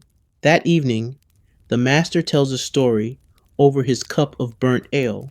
Had a tool once, he says, a plane passed down 3 generations. Beautiful thing, smooth as silk, sharp as a scholar's tongue. You lean in. One day, a student dropped it. He pauses. What happened, you ask? I rebuilt it, he says simply. Better. You sit with that. Even the finest tools can be broken. Even the oldest can be mended. And so can apprentices. You oil Kevin the chisel one last time, before bed. He deserves it. Tomorrow, maybe, he'll stop squeaking. You start the day by stepping on a nail. Not all the way through, thankfully, but enough to let you know you're still alive, still mortal, and still very much apprenticing. The journeyman hands you a rag with the sort of sympathy usually reserved for spilled soup. Don't bleed on the floor, he says. The master doesn't even look up. You found the nail I told you to remove yesterday, he mutters. Congratulations. You limp quietly for the rest of the morning, using your broom as a walking stick. It's not a glamorous look, but then again, your entire career thus far could be summarized as unglamorous survival in increasingly absurd conditions. Today's task is finishing a cabinet for a local nobleman, a man with more money than taste. He's requested fleur-de-lis carvings, secret compartments, a poetic air, and something described only as the sound of wisdom in wood, which, frankly, could mean anything from chimes to termites. The master sighs a lot while drafting. The journeyman mutters even more while sawing. And you? You get assigned the decorative drawer fronts, the very lowest on the noble aesthetic food chain. But you take it seriously. You sand until your arms feel like boiled rope. You sketch mock patterns on scrap. You test tools. You breathe like the drawings depend on your lung capacity. You don't want to impress the nobleman. You want to impress the drawer. It's strange this moment. You've spent so long doing what you're told, watching others create. But now, you've been given something real, something permanent. A drawer front, insignificant to most. But to you, it's a blank page. You carve carefully. Not fast, not flashy, just present. You make tiny leaves curling around the edges, a pattern that, if you look closely, could almost be mistaken for ivy or nerves. The journeyman peers over once, doesn't say anything, just walks away. You count that as validation. As the piece begins to take shape, you remember stories of apprentice showpieces, a tradition in some parts of Europe where apprentices would carve hidden marks in less visible parts of a piece. Not just initials, but secret messages, tiny frogs, curses, love poems in Latin. One apprentice reportedly carved a full map to a hidden wine stash into the underside of a stool. Historians still argue whether this practice was tolerated, encouraged, or simply overlooked in favor of deadlines. You decide to add something of your own, not a message, not a name, just a small spiral in the bottom corner, barely noticeable, but yours. You polish it, breath held, and then disaster. The master leans in for inspection. He squints. He tilts his head. He sniffs it, for some reason. What's this? He asks, finger on the spiral. You freeze. Whimsy, you offer. He grunts. Useless, but clean. Then walks away. You exhale so forcefully it startles the cat. Later, the nobleman himself arrives to inspect the finished cabinet. He wears enough lace to strangle a cow and smells like imported peppercorns and ambition. He runs a gloved hand along your drawer front, pauses. This pleases me. You nearly fall over. He leaves, trailing perfume and the vague promise of payment. The master does not comment, but when cleaning up later, you find the spiral drawer has been placed gently in the keep pile, not the burn for parts pile, and the journeyman tosses you half a biscuit. You didn't disgrace us, he says. That's something. You sit in the back, after dark, fingers sore, face smudged with dust and pride. You run your thumb over the second drawer you're working on. It's not perfect, not even close, but it's real. It's better than yesterday's. And tomorrow, maybe it'll be better still. You understand now why they keep you for years, why they push, why they barely praise. Because once it's yours, truly yours, it has to be worth it. You close your eyes to the scent of shavings and varnish, and for the first time in your life, you dream in grain patterns. You wake up to the unmistakable sound of arguing. Not just any arguing, the high pitched, deeply personal, nearly operatic kind that only occurs between rival craftsmen and their apprentices who've accidentally swapped orders, tools, or moral foundations. You crack open the door. Across the street, the cooper is gesticulating wildly with what might be a wine barrel or possibly a hat. His apprentice looks like he's praying to be swallowed by a bucket. The blacksmith's boy is pacing in tiny circles. The tanner's daughter is just watching, eating something suspiciously crunchy. Your master stands silently at the doorway beside you, arms crossed, sipping tea from a cup that smells like regret and ash. While they're arguing about a handle, he says, again, you blink. A handle? A handle, he confirms. One of them took the wrong one. Now it's personal. Apparently, this happens a lot. In some towns, the apprentices' bickering escalates to full-on guild feuds. According to one tale, a tailor's apprentice once insulted a cobbler's work so savagely that both guilds refused to speak for 7 years. There are woodcuts of apprentices in coordinated outfits, holding rakes like battle standards. Historians still argue whether these conflicts were symbolic rituals or just teenagers with knives and too much time. You, wisely, retreat indoors. Today's work hinges.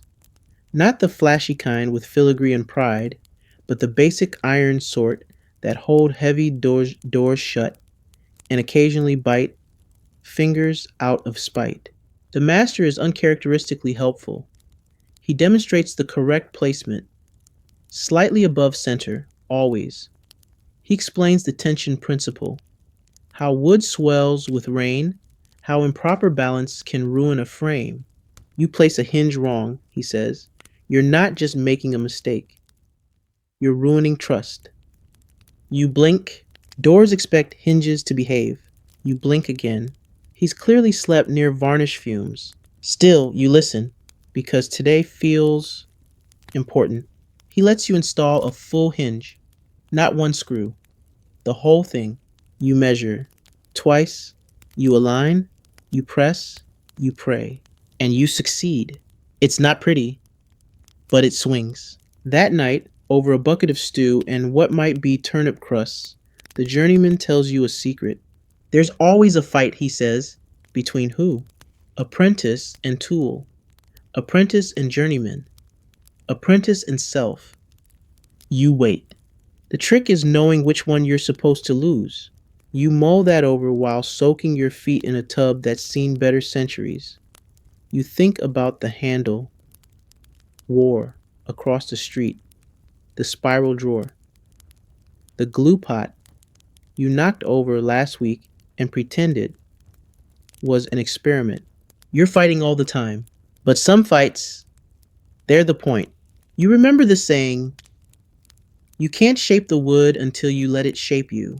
No one knows who said it. Probably an apprentice who was very tired and overly poetic. Still, it fits. The next day, you offer to help the tanner's daughter carry a bundle of leather straps across town. She eyes you warily, then nods. You carry them together in silence. It's the first time you've walked that far without needing to look at your feet. She asks what you're carving lately. You tell her, not proudly, just honestly. She nods, says her stitching is less crooked now, says she can almost tie a bundle without crying. You both laugh. Back at the shop, the journeyman tries to trip you with a broom. You hop over it. You don't gloat. He narrows his eyes. Progress. That night, you stare at your hands. They're not clean, not soft, but they're yours. And they're starting to look like they know what they're doing. The war outside may rage on, but inside the shop, you're learning how to fight quieter. The workshop smells like ambition today. Also smoke, possibly a little burnt bread. You blink the soot out of your eyes and realize the journeyman has once again attempted improvisational heating, which involves overloading the forge and then blaming the chimney for being too emotional. The master enters mid cough, waves away the fog, and announces that you're going to the market, not just to fetch things. Oh no, today you're helping sell. This is serious because nothing tests an apprentice like trying to explain to a stranger why your slightly lopsided spoon is worth half a chicken and a handful of onions. You gather the goods: small carved bowls, two candle holders, a collection of pegs, and the famous display stool, which the journeyman carved crooked on purpose and now insists is an abstract commentary on domestic discomfort. You pack them into the cart. The wheel squeaks like it's trying to sing for help. The market is already bustling when you arrive. Vendors yelling, children squealing, chickens pretending to be customers. You find your stall, erect the display, and arrange the wares by shape, size, and emotional tone, as per master's instructions. Your first customer is a farmer with strong opinions about chair legs. You nod politely. You don't blink when he tells you your bench lacks moral courage. You offer him a discount. He declines. The second customer pokes a bowl, sniffs it, and walks away. The third wants to know if your wood is sleeping or awake. You smile, you say, drowsy. They buy two. That's the magic of markets. You're not just selling goods, you're selling stories, convincing people that this cup will hold their hopes, that this spoon will stir fortune, that this peg will prevent divorce. Across medieval Europe, apprentices were often sent to market as part of their training, not just for commerce, but to learn how to speak, how to persuade, to defend their work in front of those who didn't know or didn't care what effort went into it. Some guilds even held mock markets, where masters would play grumpy customers and demand absurd customizations. One famous tale involves a woodworker being asked to make a bed that also sings. He carved a bird into the headboard and hoped for the best. Historians still debate whether markets served as genuine training grounds or just free entertainment for bored townsfolk. Back in your market stall, things pick up. An old woman buys the emotional peg and insists it reminds her of her late husband. The journeyman sells the crooked stool to a traveling poet who says it mirrors his worldview. You accidentally convince someone that your candle holder repels moths. It doesn't, but it might. That's the point. By midday, the sun is glaring and your face is covered in the three standard market stains: soot, flour, and accidental ink. You rest on a barrel. The journeyman sits beside you. Not bad, he says. You wait for the rest. There is no rest. Just not bad. You beam. Later, after packing up and trundling the squeaky cart home, the master inspects your coin pouch. He weighs it. He frowns. Yeah, it could have been worse, he says. You interpret this as a standing ovation. You wash your face, hands, and dignity in the basin out back. The water is cold, the towel is damp, and you can't feel your fingers. But you feel seen. You survived the market. You didn't just make things. You explained them, defended them, let them go. It's strange. watching someone else walk away with your work. You wonder if the drawer you carved weeks ago now holds love letters or receipts. If the bowl you sanded now holds soup, secrets, or most likely, keys no one remembers. It's part of the trade. You create, you release, you make space for the next. That night, you scratch a tiny market cart into the wall beam above your cot. Just a doodle, a reminder. You whisper to it, drowsy wood cells, and sleep deeper than ever before. The morning brings with it a strange sensation, not pain, not dread, not even the usual low level panic over missing tools or exploding varnish pots. No, this morning, you feel capable, which is frankly disorienting. You wake up before the journeyman, which is new. You light the fire without burning your sleeve, which is unheard of.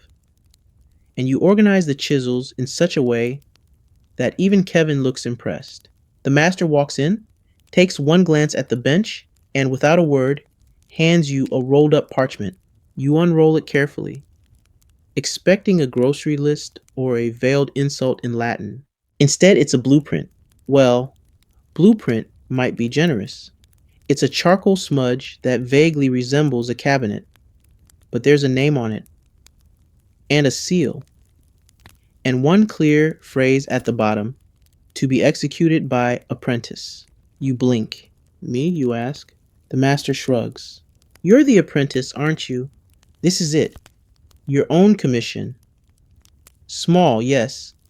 Unimportant, possibly. But yours. The kind of project that says, here's a little rope. Try not to hang yourself. It's a wall-mounted cabinet. 3 shelves. Simple door. Decorative front.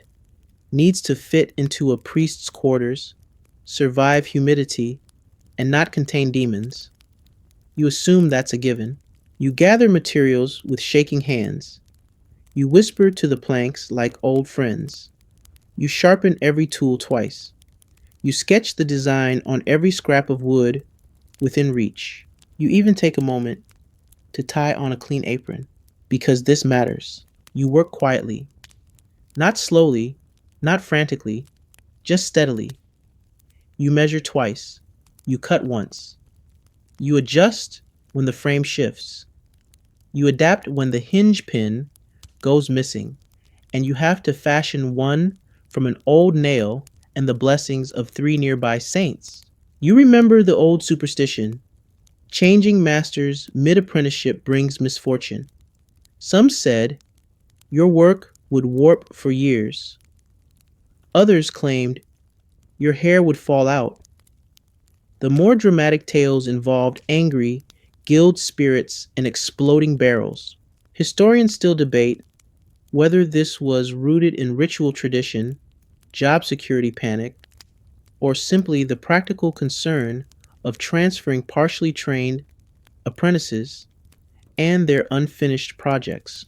But as you work, you realize the real taboo isn't switching masters, it's switching yourself, because this craft has been reshaping you from the inside out.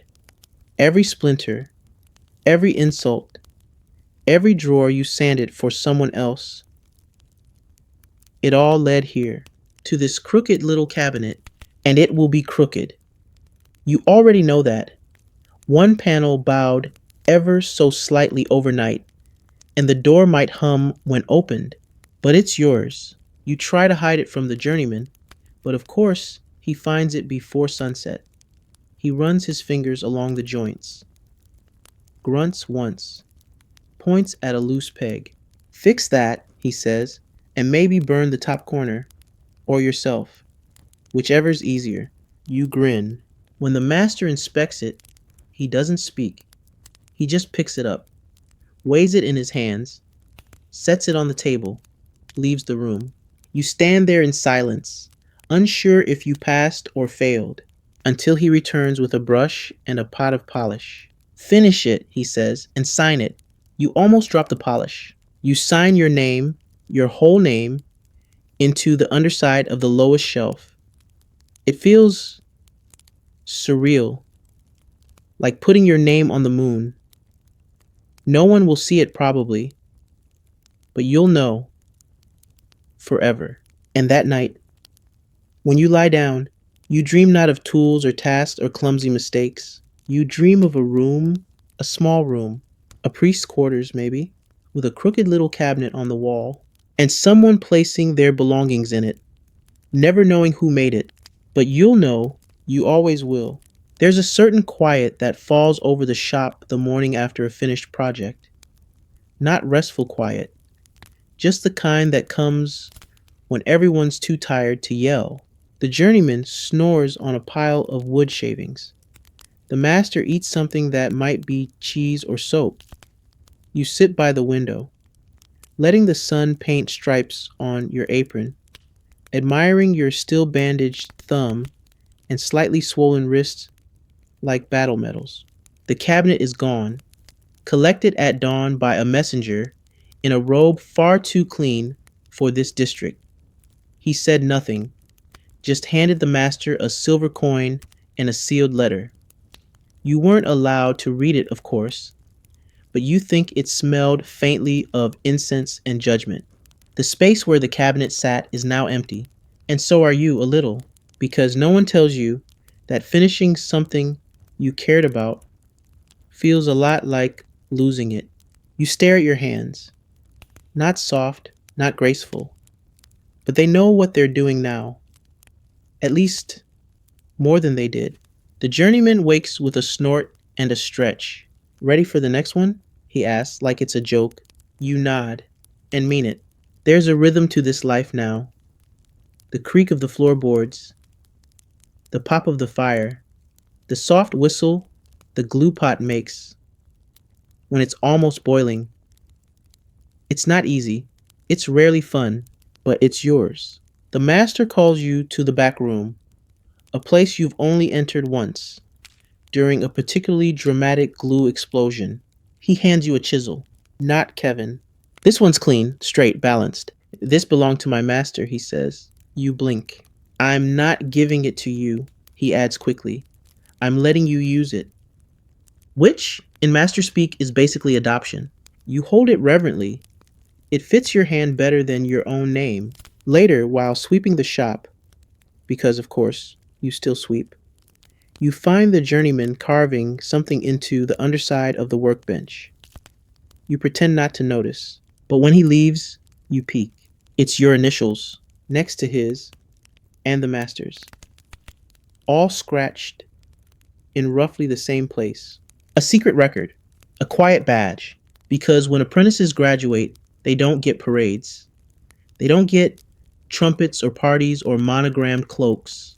They get history, whittled into corners, whispered between grain lines, stamped beneath coats of polish. You've earned that now.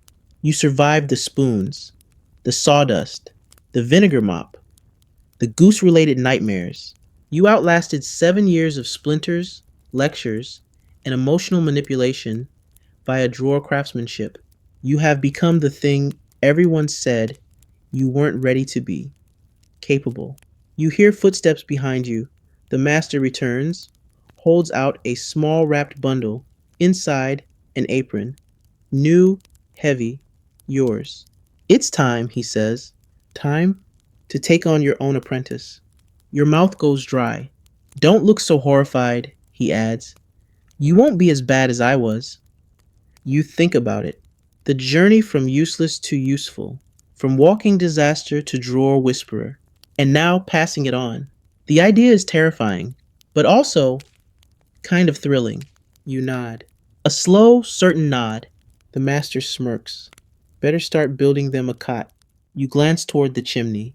Nope, not again.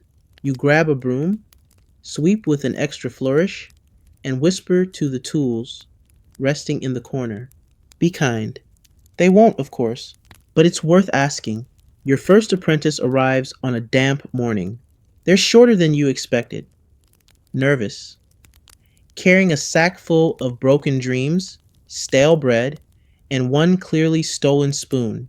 They don't speak much, just nod at everything and blink like they're trying to absorb the entire shop through their eyelashes. You remember that look. You wore it for months. You show them their corner, the cot, the broom, the designated, don't touch this unless you want a 3 hour lecture shelf. They nod. Again. The journeyman smirks from across the room. You'll need patience, he says, and earplugs. The master doesn't say anything, just watches from his bench, like a man observing a family of badgers move into his garden. Grumpy, curious, maybe a little proud. You hand your apprentice a cloth. Dust first, you say, just like it was said to you. They start wiping wildly, like dust is a form of judgment. You suppress a smile. They'll learn. That week, you catch them putting the mallets in upside down, storing nails in the varnished tin, and using a clamp as a nutcracker. All understandable mistakes, mostly, but there's something in the way they listen, the way they try again, the way they apologize to the saw like it has feelings. You sit with them late one evening, mending a drawer someone definitely sat on. You let them sand the edge. It's wonky, but earnest. You tell them it's not about perfection. They look up. It's about doing it again, and better. They nod. The sacred apprentice nod. You watch them sleep that night, curled under the workbench, like a cat made of wood shavings and ambition. You think about your own first night, the uncertainty, the hunger, the overwhelming realization that 7 years is a very long time. But you also think about how far you've come, how your hands know things now, how the tools no longer argue with you quite as much, how the silence of the shop feels like belonging, not punishment. You even start noticing the whispers, not from ghosts, but from memories. Drawers you made, chairs you fixed, that terrible cabinet, you still lie about improving. You once believed every master knew what they were doing. Now you know the truth. They were guessing, improvising, hoping not to ruin the wood. And now you're one of them, not because of a ceremony, not because of a title, but because someone woke up in your shop, looked to you for instruction, and you didn't drop the chisel. You tuck a small carving into their cot before bed. It's a leaf. Nothing fancy, just a mark to say, you're here now. You're part of something. They'll find it in the morning, probably think it's a mistake. You smile at that, because all apprentices start that way. And if they're lucky, if they endure the blisters, the lectures, the oddly motivational injuries, they'll become something more. They'll become someone worth carving. And now, as the shop quiets and the fire turns to soft amber glow, you stretch your hands, those hands that once trembled at every hammer stroke, every judgmental stare of a crooked shelf, and you feel something settle, not just sawdust in your sleeves, but calm. Outside, the world hums on. The wind rattles the shutters. The rain begins again, light and slow, like the sky itself is sighing. Inside, the tools rest where you left them. The apprentice breathes in steady rhythm, wrapped in a blanket older than sense. The broom leans in the corner, finally at peace. You close your eyes and imagine the wood grains you've traced, the joints you've coaxed into alignment, the tiny spirals hidden where no one else would look. All those imperfect things that somehow added up to a life built not with certainty, but with care. And when the dreams come, soft, warm, and deeply scented with linseed oil, they carry you gently down into sleep, where every drawer opens smoothly, every hinge sings, and every mistake leads, eventually, to something beautiful. You did the work, and now you rest. Sweet dreams, apprentice.